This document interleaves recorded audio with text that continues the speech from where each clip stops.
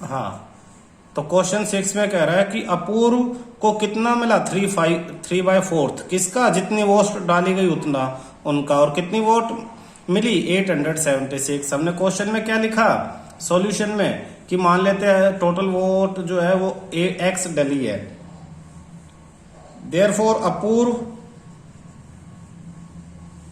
Goat equal to 3/4 3/4 of यानी multiply x, इतने votes Apurva को मिले हैं। एंड क्वेश्चन में लिखा है कि कितने मिले हैं 876, 3/4 इंटू एक्स इक्वल टू 876।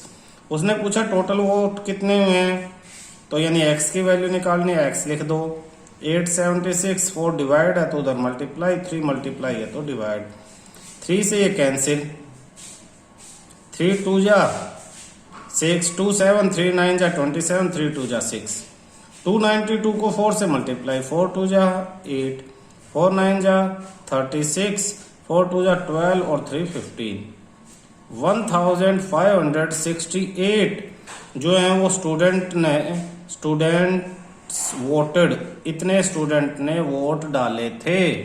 उसने पूछा कितने स्टूडेंट ने वोट डाले, इतने स्टूडेंट्स ने वोट डाले हैं, ठीक है ना। यहाँ पे 11 ही कर लेना, ठीक है, 292 मल्टीप्लाई 4, तो 4 2 जा 8, 4 9 जा 36, 6 3 ऊपर चला गया, 4 2 जा 8 और 3 11, ये आपका आंसर है।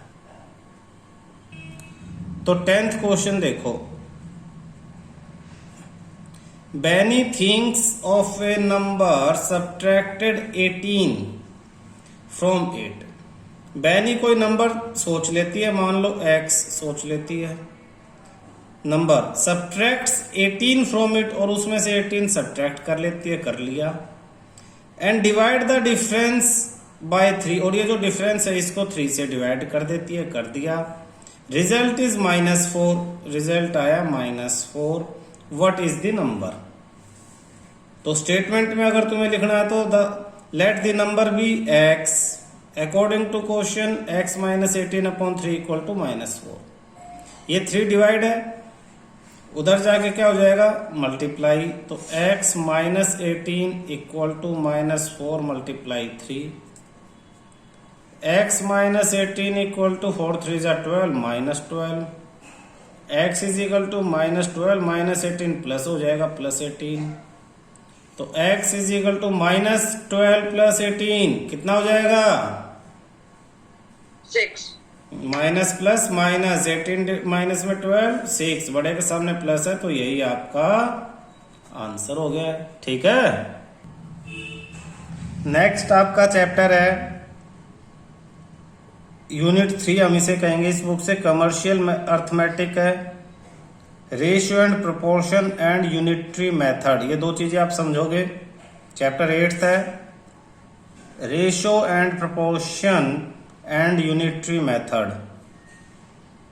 आपको एक पिक्चर दिखाई हुई है जिसमें कितने एप्पल हैं, 3 एप्पल्स हैं, और कितने मैंगोज हैं, 5 मैंगोज हैं। तो हम क्या कह सकते हैं, हम इसको इस तरह से लिख सकते हैं, number of apples upon number of mangoes यानी 3/5। तो number of apples equal to, ये मैंगो अगर डिवाइड उधर मल्टीप्लाई हो जाएगा 3/5 ऑफ नंबर ऑफ मैंगोज, यानी जो हमने पिछले चैप्टर में किया उसी को रिवर्स स्टडी कर रहे हैं हम। 3/5 ऑफ नंबर ऑफ मैंगोज, इसको लिखेंगे 3/5 of number of mangoes. Just अभी जो 10th क्वेश्चन किया उसमें जो 6th क्वेश्चन किया उसमें सेम ऐसे ही था, कितने वोट मिले थे, उसी तरह से ये दे दिया है 3/5 of number of mangoes. Second way of comparing the quantity of 2 things is called ratio method. Ratio, इसको रेशियो का मेथड कहेंगे। तो रेशियो का मतलब क्या है, रेशियो कंपैरिजन के लिए किया जाता है, जब 2 चीजों को या 2 से ज्यादा चीजों को कंपेयर करते हैं, सेम काइंड एक ही तरह की चीजों को डिवीजन के इस्तेमाल से उसे रेशियो कहेंगे। Ratio of 2 quantities A and B of same kind in the same unit, same unit होनी चाहिए, यानी अगर मान लो डिस्टेंस है 1 किलोमीटर में 1 मीटर में है तो दोनों की यूनिट आपको सेम करनी पड़ेगी। डिस्टेंस और टाइम का रेशो नहीं हो सकता, टाइम और टाइम का रेशो हो सकता है। डिस्टेंस और डिस्टेंस का ratio same kind same unit होगी तभी हम रेशो यूज करेंगे। Is right generally A ratio B, उसे ऐसे लिखा जाता है A ratio B. Read as A to B, A is to B. A ratio B को हम पढ़ेंगे A is to B, it is equal to A divided by B. In the ratio a divided by b, a is called first term, a को ऊपर numerator को हम first term कहेंगे। Antecedent, ये नाम याद रखना, किसी भी रेशो में आपसे 1 मार्क्स में पूछ लेंगे what is antecedent. b is called second term और इसको बोलेंगे कॉन्सिक्वेंट, कॉन्सिक्वेंट b। तो b consequent, a antecedent, a से एंटी, ए और ए यानी फर्स्ट टर्म याद रखना इस तरह से। Important fact about ratio, ratio के बारे में कुछ इंपॉर्टेंट फैक्ट क्या है देखना। While studying ratio we should keep in mind following important point. In ratio order of terms is very important. अगर 2:3 दिया है तो वो बिल्कुल डिफरेंट होगा 3:2 से। ये नहीं कि नंबर है तो आगे पीछे कर सकते हो आप, बहुत इंपॉर्टेंट, आप इसी तरह से इसे लिखोगे। Since ratio is a fraction, ratio एक फ्रैक्शन है, ratio will remain unchange if each term of the ratio multiply or divided by same non zero number.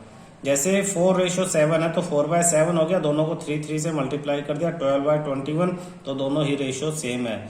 4:7 is same as 12:21। जैसे हम फ्रैक्शन में इक्विवेलेंट फ्रैक्शन निकालते थे same number से multiply करके, वही चीज यहाँ पे रेशो पे एप्लीकेबल होगी।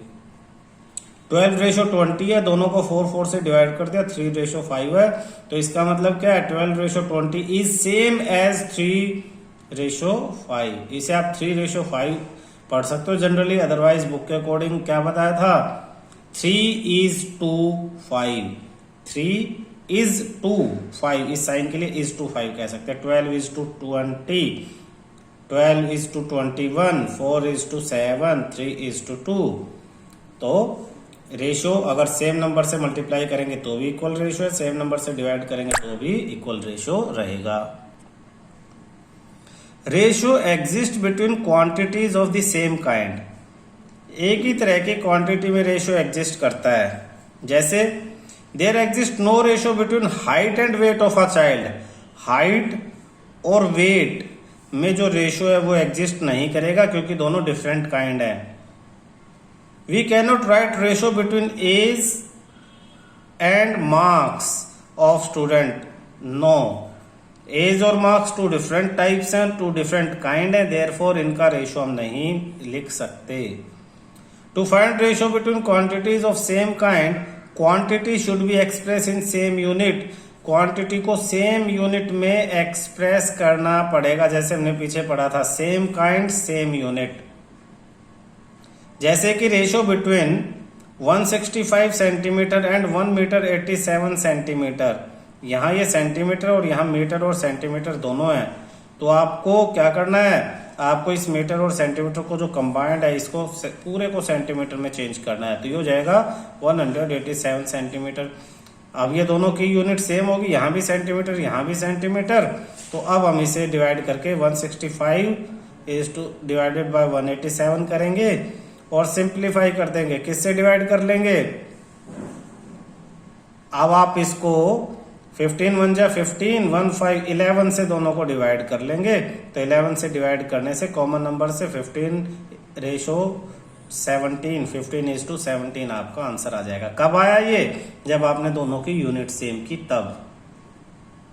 रेशो बिटवीन 45 मिनट, यहाँ मिनट है, एंड 1 आवर, यहाँ आर है, दोनों को ही मिनट में कन्वर्ट करोगे तो 1 आवर की जगह 60 मिनट लिख दिया, उसके बाद हमने रेशो फाइंड आउट कर लिया। Since ratio is a number, अब एक और बहुत इंपॉर्टेंट है, रेशो एक नंबर है, इट हैज नो यूनिट, इसकी कोई यूनिट नहीं होती, क्योंकि यूनिट से तो यूनिट कैंसिल हो जाती है ना। आप लिखोगे जैसे ऊपर 45 मिनट अपॉन 60 मिनट, मिनट से मिनट कैंसिल, 45 अपॉन 60, 3:4, तो रेशो की कोई यूनिट नहीं होती, ध्यान रखना। To compare two ratio we either convert them into equivalent like fraction. दो रेशोज को अगर आपको कंपेयर करना तो बिल्कुल वैसे ही जैसे फ्रैक्शंस को कंपेयर करते हो वो सारे मेथड आप इसमें यूज कर सकते हो।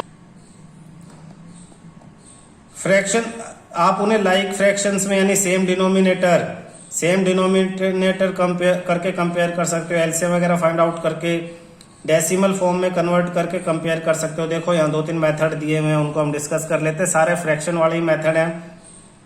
3:5 और 2:3 को कंपेयर करना, तो 3:5 3/5 हो जाएगा, 2:3 2/3 होगा। तो 5 और 3 का एलसीएम 15, आपने 3/5 को मल्टीप्लाई 3/3 से किया 9/15 हो गया। 2/3 को 5 और 5 से किया तो 10/15 हो गया। डिनोमिनेटर दोनों के सेम है, न्यूमरेटर में 10 बड़ा है तो 10/15 is greater than 9/15, therefore 2/3 greater than 3/5, 2:3 greater than 3:5। दूसरा मेथड क्या था, 3/5 2/3 क्रॉस मल्टीप्लाई का मेथड था। 3 3 जा 9, 5 2 जा 10, ये बड़ा है तो ये फ्रैक्शन बड़ा है और ये फ्रैक्शन बड़ा है तो इसका रेशो बड़ा हो जाएगा। तो ये जैसे मेथड आप यूज कर रहे थे किसमें, फ्रैक्शन में, वो सब रेशो में यूज कर सकते हैं। रेशो और फ्रैक्शन में, कैलकुलेशन के मेथड्स में और ग्रेटर स्मॉलर कंपैरिजन के मेथड में कोई डिफरेंस नहीं है। नेक्स्ट, अगर कोई रेशो ए रेशो बी दिया हुआ है, ए डिवाइडेड बाय बी, अगर वो लोवेस्ट टर्म में है तो इसका मतलब क्या है, ए और बी का एचसीएफ 1 होगा। ए और बी का एचसीएफ क्या होगा, 1। जैसे कि 10/15 है तो ये लोवेस्ट टर्म में नहीं है, 5 से डिवाइड हो जाएंगे, 5 2 जा 5 3 जा, 2 और 3 लोवेस्ट टर्म है। अब इन दोनों का एचसीएफ क्या हो जाएगा, 1 हो जाएगा। 1 के अलावा कोई एचसीएफ होता है तो वो लोवेस्ट टर्म में नहीं है, उस एचसीएफ से दोनों को डिवाइड कर देना है। 15:35 को लोवेस्ट टर्म में कन्वर्ट करना तो 15 हो जाएगा, 3 × 5 35 हो जाएगा, 7 × 5। तो जो कॉमन टर्म्स हैं 5 और 5 उससे दोनों को डिवाइड कर दो जैसे फ्रैक्शन में करते थे, और ये लोवेस्ट टर्म में 3/7 आ जाएगा। 3:7 आपका रेशो। जैसे सिंपल इसने ऐसे करके दिखाया, आपको ऐसे नहीं, डायरेक्ट ऐसे 15 35 5 से डिवाइड होते हैं, 5 3 जा 15, 5 7 जा 35, 3 डिवाइड बाय 7 3:7। इस तरह से आप सिंपल कर सकते हो, आपने पहले के चैप्टर्स में ऐसा किया हुआ है। इंक्रीज और decrease in a given ratio A and B.